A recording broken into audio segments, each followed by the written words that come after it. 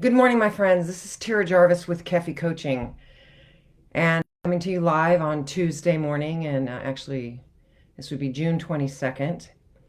And I had a whole topic planned about deadlines and schedules and how getting ready to get on vacation is so non-negotiable that we seem to always get everything done in those situations. But we've had a situation here in my local area that is top of mind for me that I thought I would take this moment to share about this serious topic. You may or may not know I'm the president of the board of directors for Stand Up Placer, which is the domestic violence, sexual assault, and human trafficking services agency in an adjacent county here to Sacramento, Placer County. And we help survivors of domestic violence, sexual assault, and human trafficking seek resources, training, development, counseling, housing, emergency funding, navigating the court system, and doing a variety of other services. But the reason that I'm touched and moved this morning is because we actually had a shooting in our local area, Roseville, last night. It was a young mother, single mother of a 17-year-old daughter.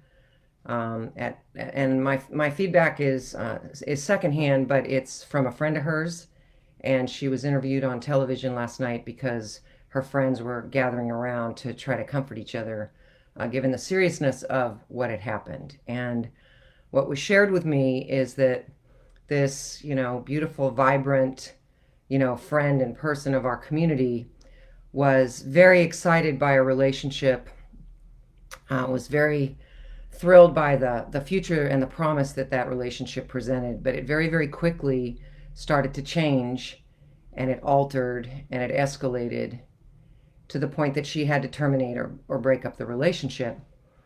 And that caused her assailant to try to take more control. He threatened her. He threatened to kill her daughter. She got a restraining order. She got, as I understand it, the most stringent of restraining orders that are available in these situations. But for some reason, he was still out. He was on his own. There weren't any charges apparently, but as I understand it, there was a court case that was going to come up in 3 weeks that would have been dealing with some kind of legal concern around maybe the domestic violence complaints that were tied to the restraining order.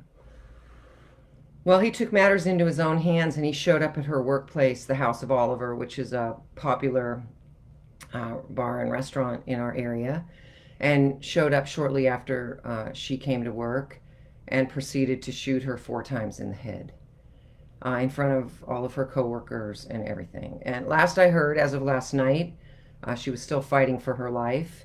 He fled, was apprehended, and is in jail right now. But that doesn't fix this family, and that doesn't help this community.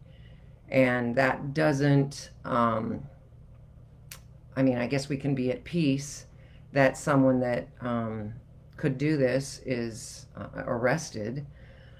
But we want to just take a stand against domestic violence. And one of the things, as we all get ready for comebacks and planning to resume our lives, and that was the other thing.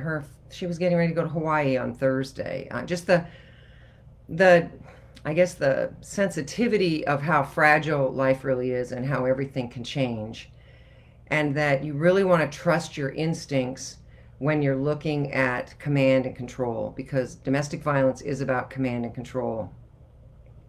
And if that starts to escalate, and maybe the mental health is not exactly what it was supposed to be, which is why during the pandemic, this has been on the rise more so than ever.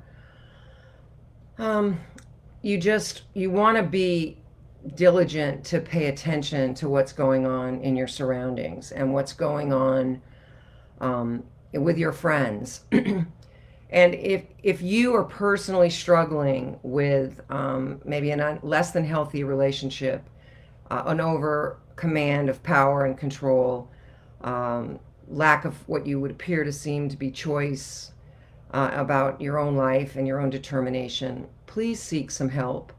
That could be some counseling, that could be a services agency like mine.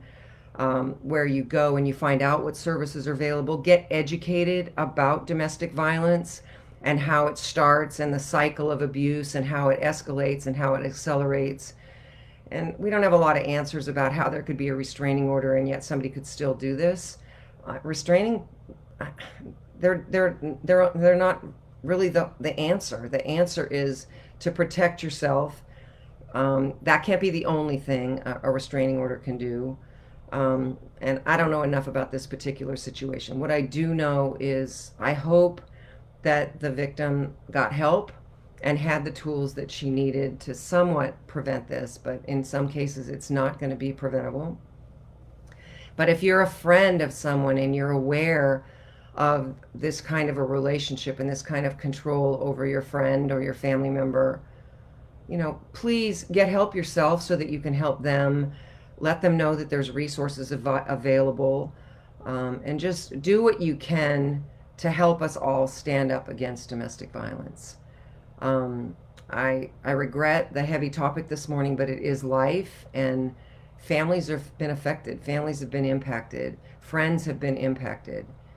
And we want to all get educated about not only the mental health related to why somebody would do this or how this could happen, but how to be healthy ourselves so that we can prevent it and that we can be a resource for people that need it. And, this is a situation of, feeling that you'd found the love of your life possibly, and then realizing under the covers of that there were some really unhealthy things, and then despite trying to get out, that it still could have, a serious and possibly tragic ending to the story. So, my advice would be, seek domestic violence helps. I believe there's an 800 number hotline. I don't have it right handy, but I think you can find it online. I'll put it in the post once I get it.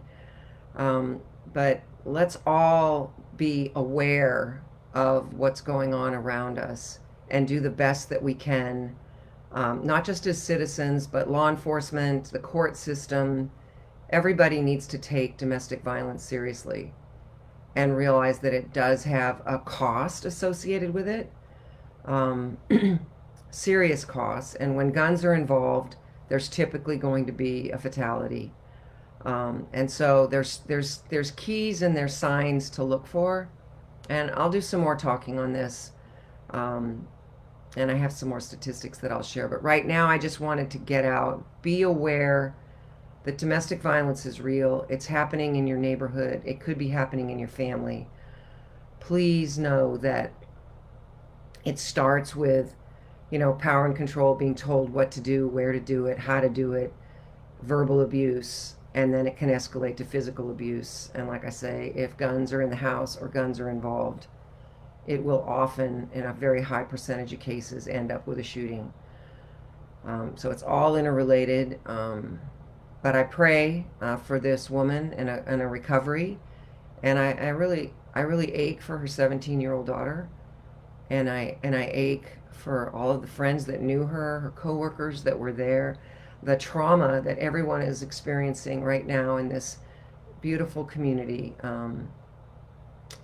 Some of it will not ever be able to be quantified or costed, but it has a huge cost on everyone that it touches. So please, just be aware of domestic violence. Take a stand against domestic violence, and get some knowledge and know-how about it so that you can help your family and friends. All right? Take care, and I'll be back next week. Bye-bye.